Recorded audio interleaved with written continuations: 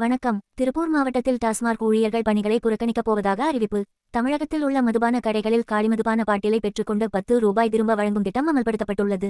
திருப்பூர் மாவட்ட டாஸ்மாக் ஊழியர்கள் இத்திட்டத்தால் சுகாதார சீர்கேடு மற்றும் பாதுகாப்பற்ற நிலை ஏற்படுவதாகவும், காலிமது பாட்டில்களை சேகரிக்க அதற்கென தனி அலுவலர் மற்றும் தனியிடத்தை ஒதுக்கீடு செய்ய வேண்டும் என டாஸ்மாக் ஊழியர்கள் திருப்பூர் மாவட்ட டாஸ்மாக் மேலாளரிடம் கோரிக்கை வைத்தனர். இல்லையென்றால் பணி புறக்கணிப்பு போராட்டத்தில் ஈடுபடப் போவதாக டாஸ்மாக் ஊழியர்கள் அறிவித்துள்ளனர். ஏன்னா அங்கே பிரச்சனை இதாகி கடை இன்னும் திறக்கப்படல, அரசு மதுபான கடை திறக்கலை. அதனால நம்ம தகவலை சொல்லிட்டோம். நாளைக்கு கடை நம்ம எப்போது மாதிரி திறப்போம், அதில் எந்த மாற்றமும் இல்லை. அது விற்கிறோம் ஃபர்தரா அந்த ரெக்கார்டோ எல்லாத்தையும் அவரோட கடையில ஒரு பையில கொண்டு வந்து அதிகாரிகிட்ட நம்ம கொடுக்குறோம். சார் அதான் நான் என்ன சொல்றேன்னா, நம்ம இங்க கொடுக்கும் அதான் 10 மணிக்கு வாங்குறோம்.